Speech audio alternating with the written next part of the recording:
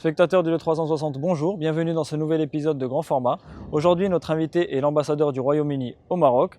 Nous aborderons la question de la relation entre le Royaume-Uni et le Maroc, les échanges commerciaux entre nos deux pays post-Brexit, et nous aborderons aussi la question du Sahara.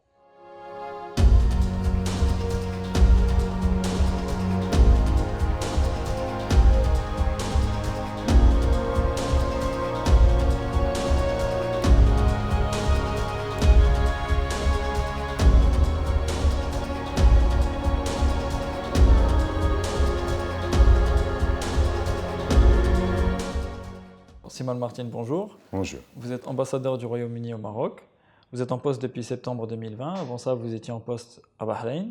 Donc, première question, comment vous trouvez le Maroc et comment sont les relations entre le Royaume-Uni et le Royaume du Maroc? Pour commencer, je suis très heureux d'ici au Maroc en tant qu'ambassadeur britannique. C'était mon choix, ma premier choix d'être ici dans une époque très importante et très palpitante pour nous et pour les relations entre nos deux pays. D'une manière personnelle, j'adore le Maroc.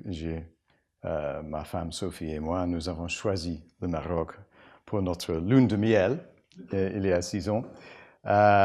Et donc pour nous de retourner au Maroc pour vivre, pour travailler et pour partager dans cette nouvelle époque de nos relations. C'est un plaisir énorme. D'accord. Et comment se portent justement les relations entre le Maroc et le Royaume-Uni? Notre relation diplomatique remonte à 8 siècles jusqu'à l'année 1213 avec le premier accord entre les leaders de nos deux royaumes. Et notre relation économique a aussi une histoire très longue. Notre premier accord était signé à Fès en 1721. Donc on célèbre le 300e anniversaire de cet accord cette année. Nous bénéficions d'une forte présence dans nos continents relatifs. Dans la défense, nous avons une très grande collaboration. Déjà, nous avons. Et par exemple, il y aura des exercices militaires conjoints en octobre, très important. On attend, Inch'Allah, croisons les doigts, une visite par le groupe avec notre nouvelle porte-avions, la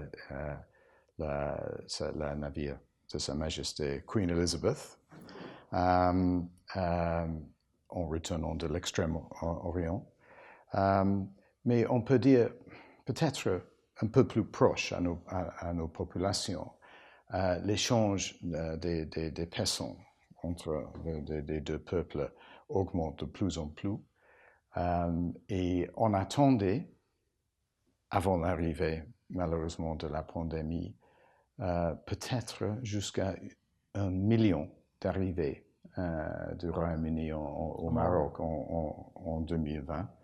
Déjà, on a des vols du Royaume-Uni à 5 aéroports marocains. Tout à l'heure, vous avez parlé de la défense. Justement, dans quel secteur les échanges sont les plus importants entre le Royaume-Uni et le Maroc? En ce qui concerne l'économie. Déjà, nous avons des échanges très importants. Pour le Royaume-Uni, les exports les plus importants sont les pétroles raffinés, le gaz, les voitures aussi. On voit beaucoup de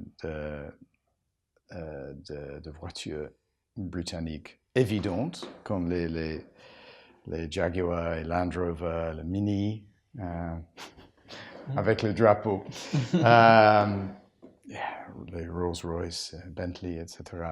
Mais aussi d'autres produits qui montrent un aspect différent de notre économie nouvelle. Ça veut dire les marques japonaises Par exemple, il y a des Nissan, des Toyota fabriqués au Royaume-Uni qui sont exportés au Maroc, et aussi des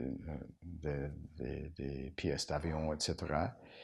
Et en l'autre sens, le plus grand partie des exports en direction du Royaume-Uni sont les légumes et les fruits frais. C'est énorme, cet échange. Chaque jour, ma mère me dit, ah, j'ai vu des pêches, des citrons et surtout les tomates et les olives marocaines dans les supermarchés chez nous. Mais aussi des produits fabriqués, les voitures, les pièces de voitures, les pièces d'avion et les vêtements. Il y a un très très grand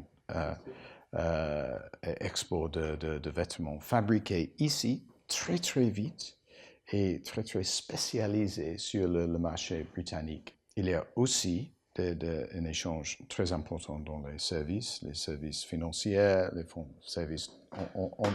On parle des services de voyage, ça veut dire le tourisme.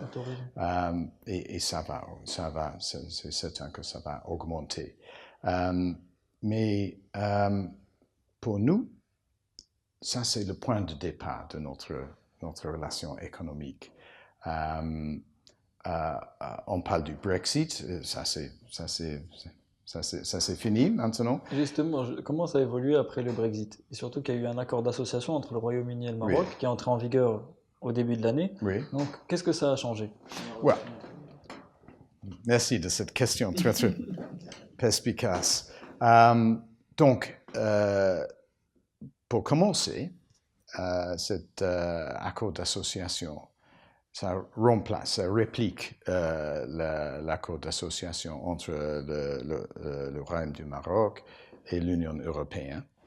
Nous avons, les deux royaumes, des économies très très complémentaires. Et on a créé la structure au-dessus de cet accord d'association, d'identifier les secteurs et les opportunités dans ces secteurs où on peut changer les règles, changer les termes de notre relation économique pour augmenter les opportunités pour les exportateurs et les investisseurs marocains au Royaume-Uni et en l'autre sens aussi. Peut-être c'est utile d'imaginer un exemple. Il y a beaucoup plus de concurrence entre les agriculteurs marocains et les homologues au sud de l'Europe. Oui. Et donc, mais maintenant, ça c'est fini, on ne doit pas considérer ça. Et donc, on peut imaginer, on est en train de commencer d'identifier comment peut-on enlever les limitations de nos échanges, prenons en compte cette complémentarité pour considérer comment peut-on augmenter nos échanges, mais pas seulement les échanges bilatéraux, aussi comment peut-on utiliser la synergie entre pas seulement nos deux économies, mais aussi nos liens traditionnels et notre histoire, par exemple, avec plusieurs pays africains. Donc, on peut imaginer, par exemple, une plus forte présence de sociétés financières britanniques ici au Casablanca Finance City. En général, notre expérience, notre tradition est de travailler avec les pays anglophones. Et pour le Maroc, les liaisons les plus importantes sont avec les pays francophones. Donc ça nous offre une porte vers l'Afrique francophone. Oui, mais aussi nos pays, nos sociétés offrent une route alternative pour les compagnies, les partenaires marocains au marché anglophone. Donc, oui. Ça c'est notre vision partagée. et on est en train de construire cette vision maintenant. Et c'est quelque chose de très, très promettant. Est-ce que la destination Maroc a la cote auprès des investisseurs britanniques? C'est-à-dire, est-ce qu'il y a beaucoup d'entreprises britanniques qui veulent investir au Maroc? De plus en plus, oui. Nous avons organisé l'année dernière un sommet, un sommet d'investisseurs britanniques et marocains à Londres. On a repris cette réunion cette année, mais à distance, bien sûr. Et on a identifié des deux côtés beaucoup d'intérêt, mais le gouvernement ne prend pas les décisions des investisseurs.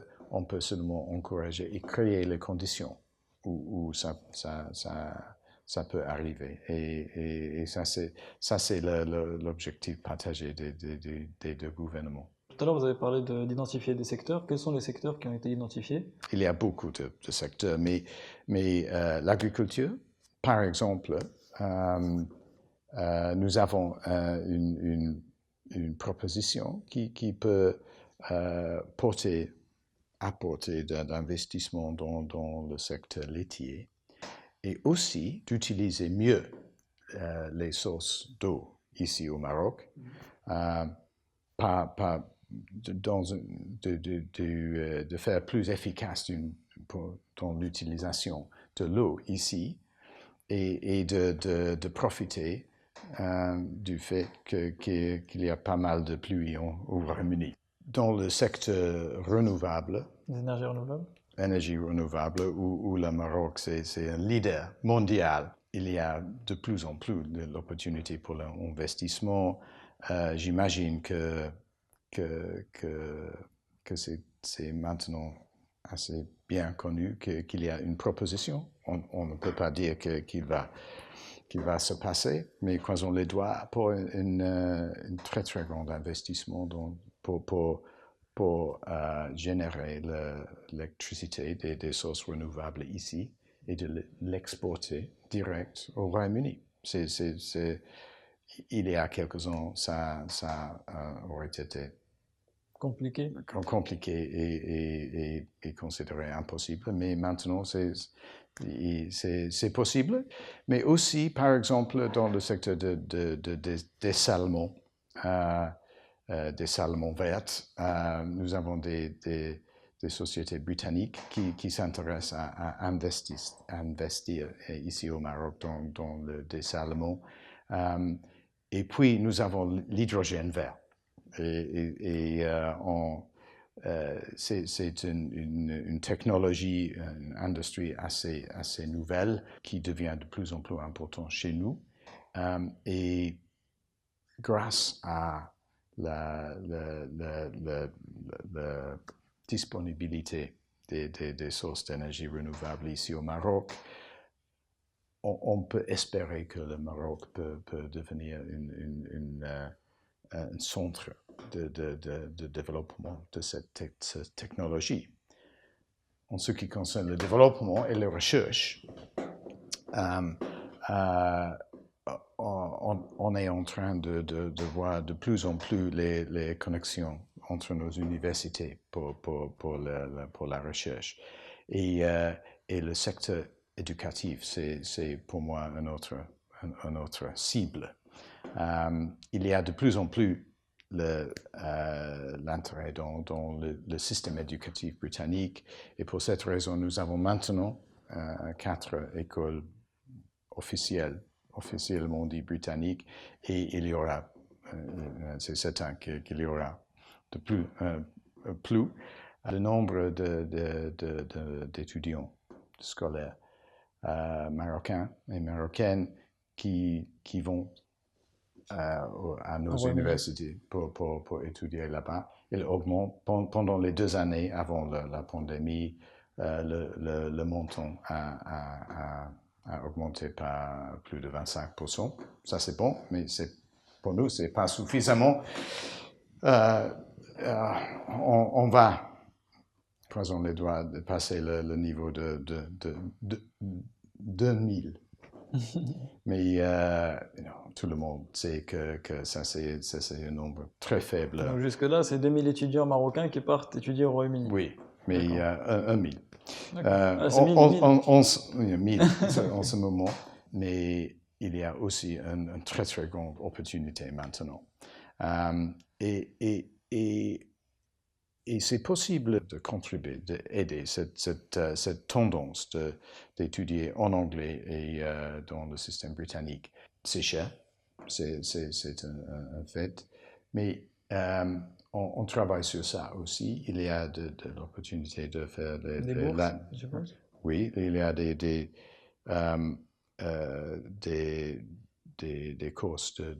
cours d'année de fondation offerts ici au Maroc, et dès cette année, il y aura l'opportunité dans quelques matières de poursuivre la première année d'études d'une université britannique ici au Maroc, avant de faire la deuxième et troisième année au Royaume-Uni.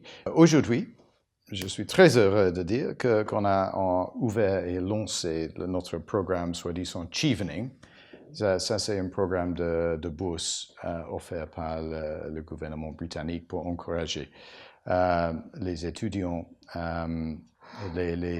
on dit les leaders du futur, pour aller au Royaume-Uni pour passer pour étudier un master's dans n'importe quelle université britannique, et on a fait une bourse totale, afin que ça couvre tous les dépenses. Le nombre, on ne peut pas en faire un nombre énorme, mais il y a plus d'une dizaine de bourses. Voir nos médias sociaux pour les détails, mais c'est quelque chose de très important. Donc là, on est parti sur l'éducation. Je voulais revenir sur les échanges parce que en mars dernier, il était question d'une ligne maritime entre Tanger et Poole. Oui. Donc où est-ce que ça en est? Est-ce que cette ligne est opérationnelle aujourd'hui ou toujours pas? Oui. Donc, ça sera à ma connaissance la première service direct maritime entre nos deux pays depuis longtemps, au moins. Il n'est pas opératif, mais à partir de septembre, c'est prévu qu'il y aura un service hebdomadaire entre les deux ports. Il va être plus convenable, plus vite. On espère qu'elle va moins cher aussi. Et cette connexion va encourager plus d'échanges dans les deux directions. On peut espérer, ça c'est un message de réclamation à United Seaways, la nouvelle société qui va commencer ce service, que pour moi, il y aura une demande pour le service personnel aussi, pas seulement le fret, mais pour commencer, ça sera le fret. Et il va contribuer à réduire les émissions aussi associées avec nos échanges. Et ça, c'est quelque chose de très, très bienvenu aussi. On a fait des études au sein des préparations pour ce service.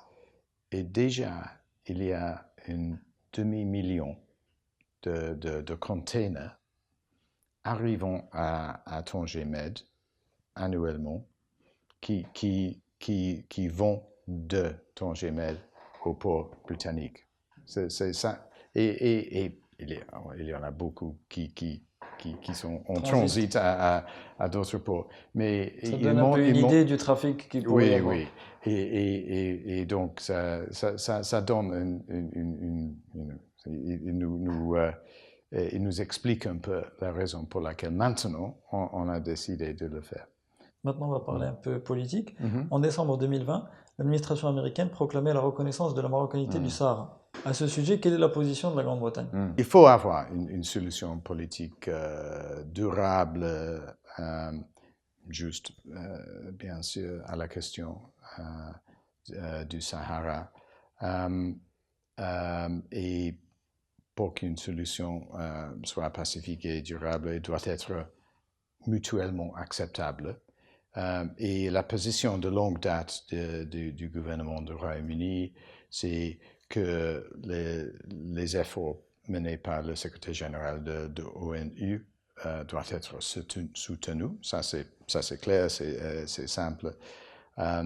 Mais c'est une position partagée par le gouvernement, mon gouvernement et le gouvernement, pas seulement le gouvernement, mais je suis certain, après presque une année ici, de presque tous les peuples marocains, de cibler, de poursuivre une telle solution. Ça c'est certain. Pour nous, en tant que membre permanent du Conseil de sécurité de l'ONU, nous ne sommes pas, on peut dire, nous ne sommes pas partie directe de cette question, mais nous avons une responsabilité et un engagement de contribuer à trouver cette solution au sein des Nations Unies. Et nous sommes toujours positifs, constructifs, et ça va continuer. Peut-être, si je peux ajouter une question, c'est la question de la connexion royale entre nos deux pays. Pour moi, c'est quelque chose de très, très important et de quelque chose, c'est pas unique. Nous ne sommes pas les deux seuls royaumes du monde, mais l'importance dans nos constitutions de notre famille royale, le respect que nos peuples et les peuples d'autres pays ont pour nos monarches, c'est la même. Et on a déjà une connexion étroite entre nos deux familles royales. Et dans les deux pays, les familles royales ils jouent un rôle très, très important, économique, social, politique, etc. Et pour moi, c'est une autre dimension de notre relation. Et une partie de ma mission, mon objectif, c'est de construire sur la base de cette relation. J'imagine, j'espère de voir de plus en plus cette interaction entre nos institutions qui profitent du soutien royal aussi. Et pour moi, c'est une dimension différente et très, très importante. Et de plus en plus, j'ai cette image de pas seulement le Royaume-Uni, mais les Royaumes-Unis. Monsieur l'ambassadeur, merci de nous avoir reçus et bonne continuation. Merci beaucoup. Vous êtes toujours bienvenu à l'ambassade britannique. Merci beaucoup.